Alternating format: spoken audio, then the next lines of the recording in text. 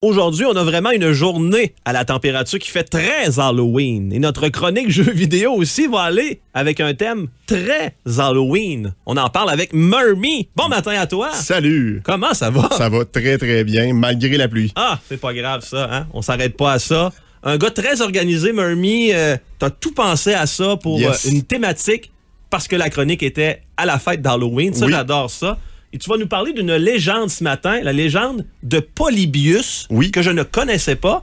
Mais dès que j'ai reçu ton sujet d'hier, j'ai passé je ne sais pas combien de temps à regarder des vidéos. C'est quand même fascinant comme sujet. Ouais. Donne-nous un peu de détails là-dessus. Là. Je vous raconte la légende. En 1981, un peu avant l'ouverture, un propriétaire d'un salon d'arcade de Portland, dans l'Oregon, reçoit la visite inattendue de 2 hommes en noir qui ne sont pas là pour l'arrêter ou l'interroger sur quelconques affaires extraterrestres, mais bien pour venir collecter les données d'une nouvelle borne d'arcade qui traîne dans le fond de la bâtisse. Ouais. Les 2 agents font ce qu'ils ont à faire et partent sans dire un mot. Quelques jours plus tard, un article sort dans le journal local. Apparemment, des dizaines de jeunes adolescents ayant fréquenté le salon d'arcade auraient expérimenté des nausées, des hallucinations, des épisodes d'amnésie, des crises d'épilepsie, même des terreurs nocturnes. Tous avaient joué pendant des heures et des heures à la même borne d'arcade nommée Polybius. Ouais. Cette même borne d'arcade qui intéressait nos hommes en noir plus tôt dans la chronique. C'est intriguant. Effectivement. Puis même après tous ces symptômes-là, les jeunes se bousculent devant la machine, ils deviennent quasiment violents lorsque vient le temps de laisser leur place.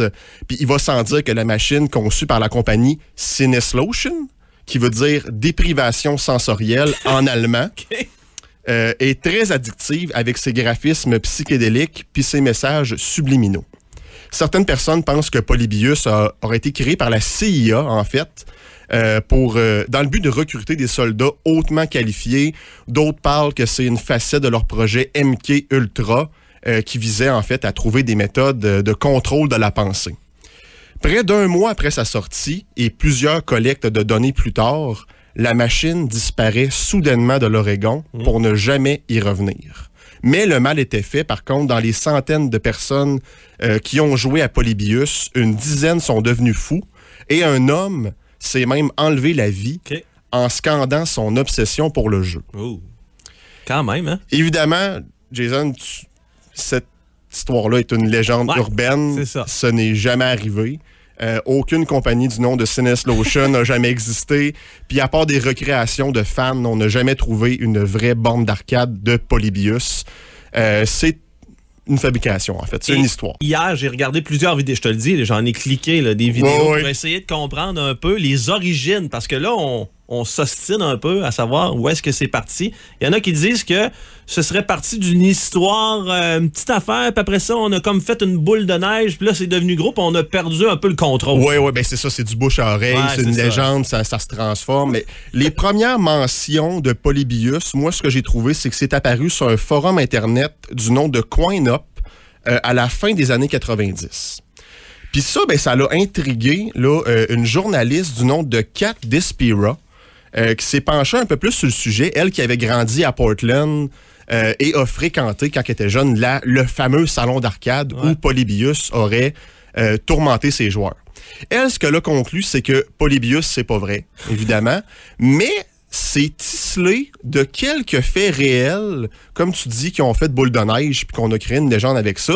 D'abord, c'est vrai que Portland était souvent une ville où on testait le marché, en fait. Là, on envoyait des bandes d'arcade, des fois sans nom, dans les salons d'arcade. Il y avait des bandes d'arcade, même pas noires. Essayez ça. C'est ça, essayez ça. Ça l'arrivait souvent. Aussi, elle a trouvé dans les archives de journal, en 81, un garçon de 12 ans, du nom de Brian Morrow, a fait les manchettes parce qu'il est tombé malade en jouant plus de 28 heures de suite à Asteroid. Hey. Là, évidemment qu'elle est tombée malade après 28 heures et il va être déshydraté, fatigué. Les yeux dans le même trou. C'est vrai de ça. Puis la même journée, à la même arcade, un garçon de 14 ans a pogné une grosse migraine en jouant à Tempest. Okay. Ça a fait les journaux. Fait que peut-être que là, les enfants malades, ça vient peut-être de là, cette facette-là. Et aujourd'hui, on connaît plus en détail là, les effets secondaires d'une trop longue session de jeu, là, les crises d'épilepsie, ceux qui sont photosensibles, ça l'arrive, les migraines. On fait des avertissements aussi, des jeux vidéo sur certains jeux. Exactement, c'est rendu plus fréquent, on connaît mieux les effets. Ouais.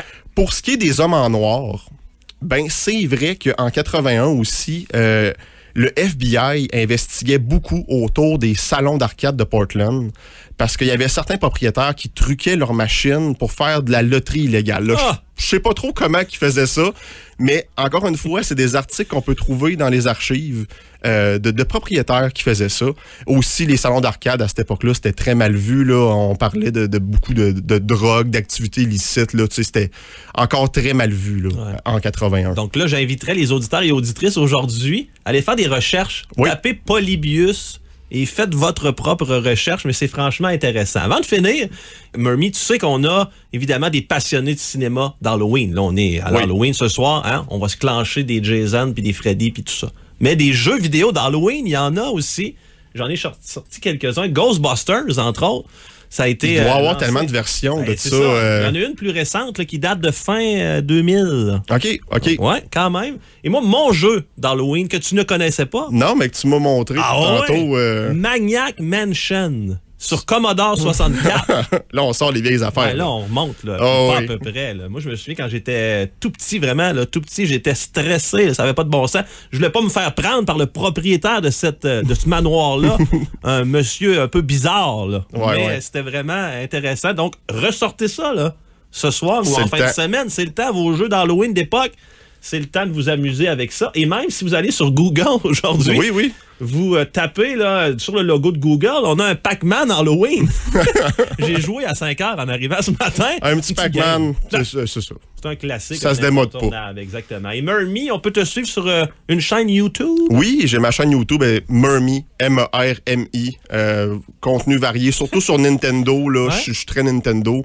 J'ai pas la langue dans ma poche. C'est pas pour tout public, je pourrais dire. Mais je vous invite à aller voir ça si vous êtes intéressé. L'invitation est là. Un gros merci à toi. Joyeux Halloween. À toi aussi. Et bon week-end. Merci beaucoup. Salut. Bye bye.